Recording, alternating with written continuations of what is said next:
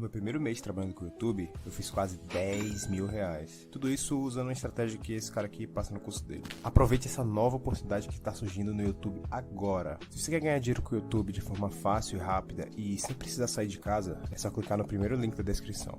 Enxergar mais depois de tu conversar tanto sobre isso e explicar, a gente bater esse papo? Eu acho que sim, cara. Eu posso ser otimista nesse sentido. Eu acho que teve um impacto positivo toda essa merda, tá ligado? Não foi pra mim esse impacto, mas talvez tenha sido pra sociedade, né? Uhum.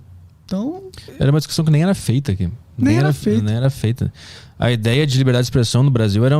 Porra, esses dias... Não sei se eu falei no teu podcast lá, mas eu recebi um comentário. O cara falou assim: agora tudo que eu fizer de errado eu vou falar que foi ironia. Vou roubar um carro e vou dizer que foi ironia. O cara me mandou isso. Porque eu falei um negócio no podcast e eu falei, não, eu tava sendo irônico, não é de verdade, eu não falei isso de verdade. Aí o cara falou, então eu vou roubar um carro e vou dizer que foi ironia. Você pode dizer, mas se tiver roubado o carro, tem provas que você roubou o carro, tá ligado? Isso. Mas aí esse é o nível ainda de discussão sobre liberdade de expressão. Eles são muito rasos. Ainda tá na confusão de atos do mundo físico e palavras sendo emitidas. Ainda tem essa confusão. O cara confundir roubar um carro com ironia, porque ele ainda não entendeu separar o mundo das ideias do mundo material, real, né? Mas começar a conversar sobre isso, eu acho que faz algumas pessoas... Porque eu lembro, cara, quando eu comecei a consumir comédia, e aí eu comecei a ter contato com essas ideias de liberdade e tal, pra mim também era muito estranho, assim. Como assim pode falar tudo? E se acontecer alguma coisa? Eu também devia ter em algum momento da minha vida, quando eu tinha 16 anos e conheci comédia, esse negócio do... então se eu roubar um carro pode dizer que é ironia? Eu entendo que esse pensamento pode acontecer, porque é uma ideia muito confusa ainda. Sim. E eu acho que conversando sobre isso e falando... Tu indo em vários podcasts explicando, a gente conversando aqui, uma pessoa que nem tinha noção sobre tudo isso vai começar a entender o que tá em volta da liberdade de expressão, da comédia, de poder falar, de até um filho da puta poder falar. Porque é um negócio que ninguém falava. Eu nunca tinha conversado sobre isso aqui, no máximo acho que com algum liberal que tenha vindo aqui, mas assim, de uma forma mais concreta, dando exemplos e tal, eu nunca tinha tido a oportunidade de falar sobre isso, entendeu? E agora virou um tópico, né? Virou um tópico, virou a pauta, né, do Brasil nos últimos meses. Mais ou menos, não sei se por pauta, né, do Brasil. Não, virou uma grande pauta de todos os podcasts. Fala muito sobre BBB, né? Então... mas aí é mais gente que segue Léo Dias, é uma galera já que não serve pra muita coisa. Mas eram essas pessoas que tinham que estar entendendo, né? Porque são elas que cancelam, né?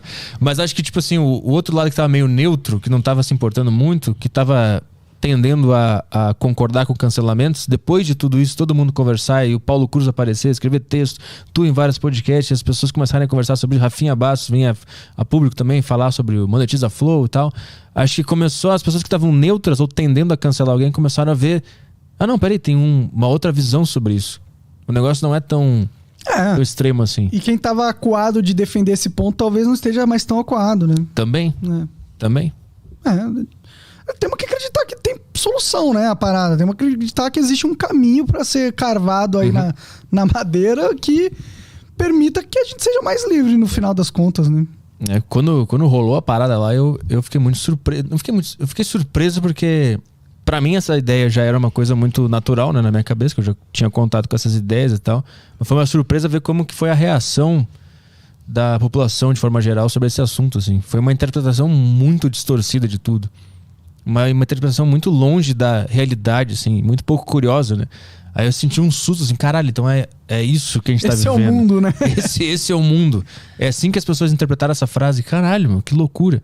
E aí quando eu tava vendo o Jornal Nacional naquele dia, eu tava com a TV ligada lá naquele dia, começou o Jornal Nacional e os caras falando, parecia que alguém tinha morrido, assim, o tom de voz dos caras. E começou a parecer que eu tava dentro do Black Mirror, assim. E tava tudo muito estranho. E eu fiquei, não, mas eu entendo o argumento. Não foi isso que ele disse.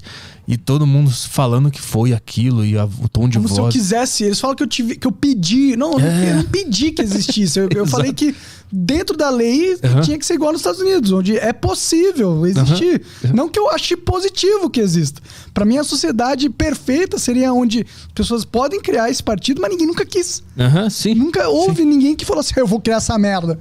Não, é essa sociedade perfeita. Você pode criar um partido de merda, mas Mas ninguém quer. Não existe mais essa ideia realmente na mente das pessoas. Esse é o mundo perfeito. E aí, quando eu vi o Jornal Nacional, o William Bonner com aquele tom de voz de velório, assim, falando, eu botei a mão na cabeça, cara, mas não foi isso, não é isso que o cara tava falando, meu Deus do céu. Sim. E aí tu começa a ver que todo mundo começa a comprar essa narrativa e dá um desespero, assim, mas depois que deu uma acalmada, assim, tu vê que várias pessoas começaram a apoiar e vir defender e tal. Isso foi interessante. Tu foi acolhido também por algumas pessoas, né? Sim. Então. Esse homem ajudou, me defendeu bastante.